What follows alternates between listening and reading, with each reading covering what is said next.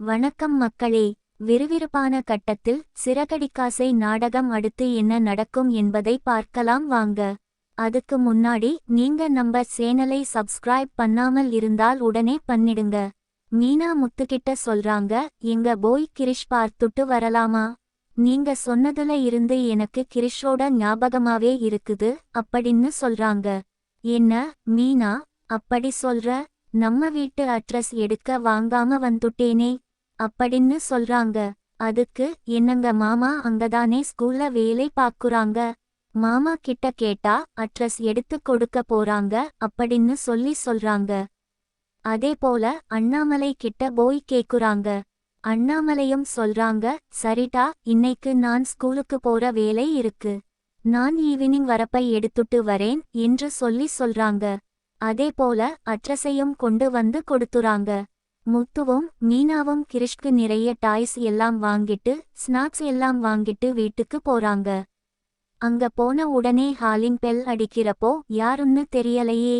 ரோகிணி வேற கல்யாணி வேற இந்த டைம்ல வரேன்னு சொல்லி இருந்தா அவளா என்னமோ தெரியலையே. என்னும் சொல்லிட்டு கல்யாணியா இருக்கோ என்னும் சொல்லிட்டு டோரை ஓபன் பண்ணி பாக்குறப்போ முத்துவும் மீனாவும் நிக்கிறாங்க. பார்த்த உடனே கிரிஷ் அப்படியே ஷாக் ஆகி நிக்கிறான். என்ன கிரிஷ் எப்படி இருக்க அப்படிங்கிற மாதிரி மீனா ரொம்ப சந்தோஷமா பேசுறாங்க. என்னம்மா வாமா, நல்லா இருக்கறியா அப்படின்னு சொல்றாங்க. நாங்க நல்லா இருக்கிறோம்மா, உங்களை பற்றிதான் நாங்க அடிக்கடி பேசிப்போம். நீங்க நல்லா இருக்கீங்களா? உங்களுக்கு உடம்பெல்லாம் பரவாயில்லையா? உங்க பொண்ணு உங்களை வந்து பாத்துக்கிறான்னு சொல்றாங்க. அதுவரைக்கும் சந்தோஷம். ஊர்ல தனியா எல்லாம் இருந்துட்டு இருந்தீங்க. கிரிஷுக்கும் இங்க வந்த உடனே கொஞ்சம் நல்லா இருக்கும்ல. புது இடம் புது பிரெண்ட்ஸ் எல்லாம் கிடைச்சிருப்பாங்க இல்ல அப்படின்னு சொல்றாங்க. இல்லைங்க ஆண்டி, எனக்கு இங்க விளையாடுறதுக்கு பக்கத்துல யாருமே இல்லை அப்படிங்கிற மாதிரி கிரிஷ் சொல்றான். இதை பார்த்துட்டு சரி, அதனால என்ன? அடிக்கடி நான் இங்கதான் பூ கொடுக்க போவேன். இந்த வழியிலதான் உங்க வீடு. எங்களுக்கு இப்பதான் தெரிஞ்சது. நான் வந்து அடிக்கடி உன்னை பார்த்துட்டு போறேன் அப்படின்னு சொல்றாங்க. இதை கேட்ட உடனே கிருஷ்ணா படி ரொம்ப சடனா டென்ஷன் ஆகி, அதெல்லாம் ஒன்னும் வர வேண்டாமா? நீ எதுக்குமா அடிக்கடி இங்க வர அப்படிங்கிற மாதிரி சொல்றாங்க. என்னங்க, நான் கிருஷ்ணர் ஜஸ்ட் ஒரு 5 நிமிஷம் வந்து பார்த்துட்டு நான் போயிடுறேன் அப்படின்னு சொல்றாங்க. இங்க பாரும்மா, இந்த வர்றது போறது எல்லாம் வேண்டாம்.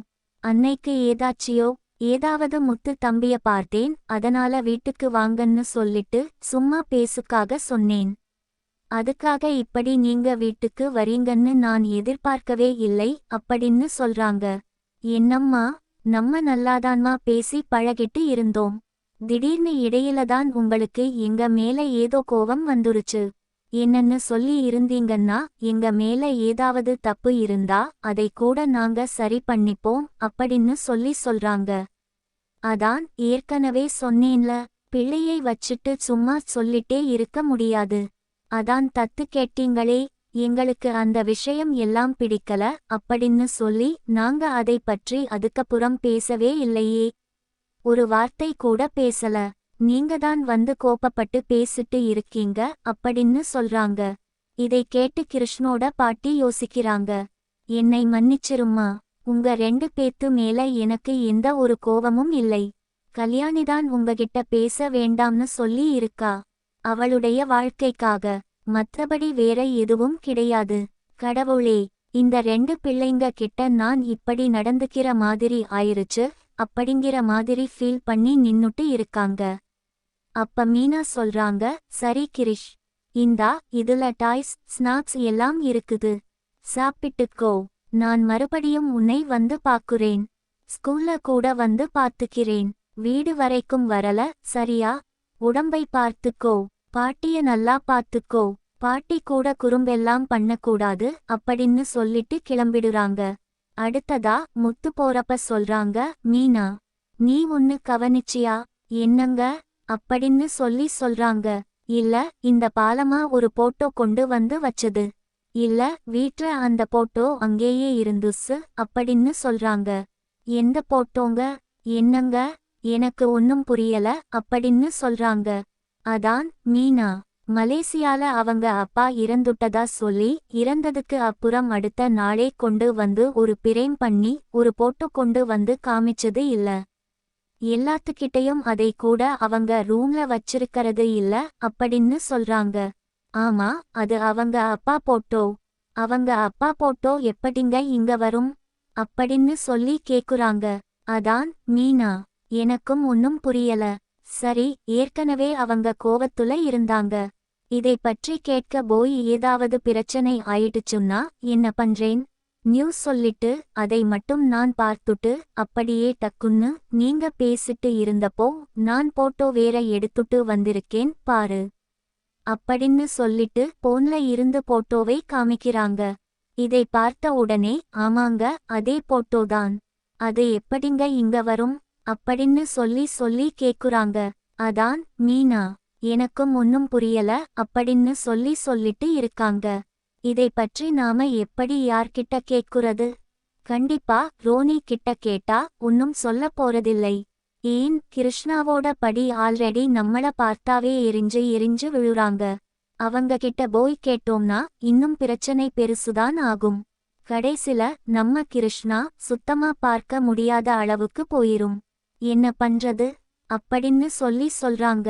அப்போ முத்து சொல்றாங்க, இரு, அந்த பாலம்மாவுடைய வாயிலேயே ஏதாவது வர வைப்போம் அப்படின்னு சொல்லி நினைச்சுட்டு இருக்காங்க.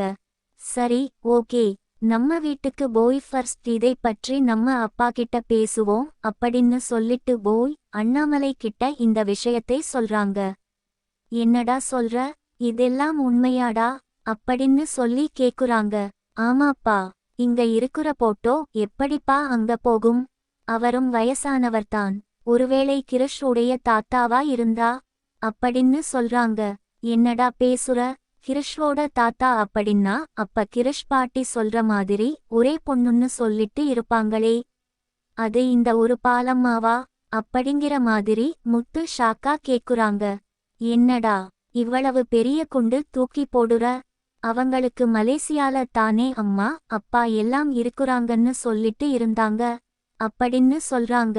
அப்ப மீனா சொல்றாங்க, மாமா சொல்லிட்டு தானே இருந்தாங்க. இன்னும் வரைக்கும் நீங்க யார்கிட்டயும் பேசவே இல்லைல. ஆனா இப்ப பாத்தீங்கன்னா திடீர்னு அவங்க அப்பா இறந்துட்டான்னு சொல்லித்தானே அந்த போட்டோ கொண்டு வந்து இங்க வச்சாங்க. அப்படியே இருந்தாலும் இந்த போட்டோ எப்படி இவங்க கைக்கு கிடைச்சிருக்கும்னு நினைச்சு பாருங்க அப்படின்னு சொல்றாங்க. மீனா, நீ சொல்றதெல்லாம் வச்சு பாக்குறப்ப ஏதோ கனெக்ஷன் இருக்கிற மாதிரிதான் தெரியுது. ஆனா இந்த விஷயத்தை எப்படி தெரிஞ்சுக்கிறது? சரி, ஒன்னு பண்றேன். நாளைக்கு நான் கிருஷ்ணவோட வீட்டுக்கு மறுபடியும் போறேன் அப்படின்னு சொல்றாங்க. இதை கேட்டுடனே நீ அங்க போனேன்னா கண்டிப்பா அந்த அம்மா திட்டுவாங்க அப்படின்னு சொல்றாங்க.